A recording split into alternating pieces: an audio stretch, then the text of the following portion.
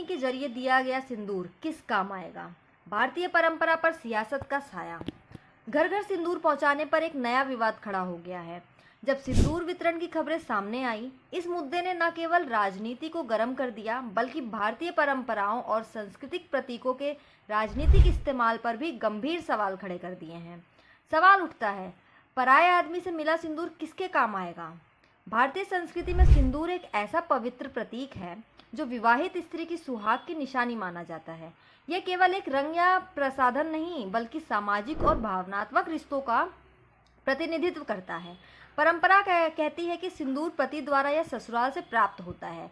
यह आत्मीयता और वैवाहिक संबंधों का सूचक है।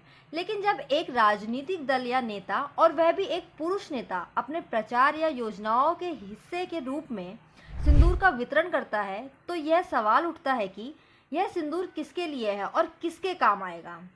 महिलाओं के लिए सिंदूर सिर्फ श्रृंगार नहीं, बल्कि आत्मसम्मान, विश्वास और उनके वैवाहिक जीवन की पहचान है। ऐसे में अगर कोई बाहरी व्यक्ति, वह भी राजनीतिक उद्देश्य से, उसे सिंदूर बांटे, तो वह परंपरा की गरिमा के साथ खिलवाड़ माना जाएगा। कई राजनीतिक, सामाजिक और महिला संगठनों ने इस मुद्दे पर अपनी आपत्ति दर्ज की है। उनका कहना है कि सिंदूर बांटना भावनाओं से खेलना है, न कि सम्मान देना। विपक्षी दलों की ओर से यह भी तंज कसते हुए कहा जा रहा है कि यह संभव है कि इस सिंदूर की पैकिंग पर श्री प्रधानमंत्री नरेंद्र मोदी की तस्वीर छपी होगी। इस प्रकार धार्मिक और सांस्कृतिक प्रतीकों का राजनीतिक ब्रांडिंग में उपयोग न केवल निंदनीय है, बल्कि यह लोकतंत्र में मतदान की भावनाओं को प्रभावित करने की कोशिश भी मानी जा सकती है।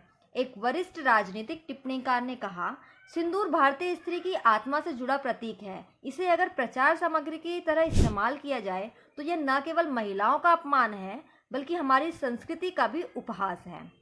भारत जैसे सांस्कृतिक रूप से समृद्ध देश में हर परंपरा का एक गहरा सामाजिक अर्थ होता है। सिंदूर जैसी परंपरा जो नारी के आत्मसम्मान से जुड़ी है, उसका राजनीतिक प्रयोग न केवल असंवेदनशीलता को दर्शाता है, बल्कि यह भी साबित करता है कि चुनावी राजनीति किस हद तक जा सकती है। क्या हमें अब यह तय नहीं करना चाहिए कि राजनीति और परंपरा की सीमाएं क्या हों? क्या वोट के लिए भारतीय नारी की अस्मिता को भी दांव पर लगाया जाएगा?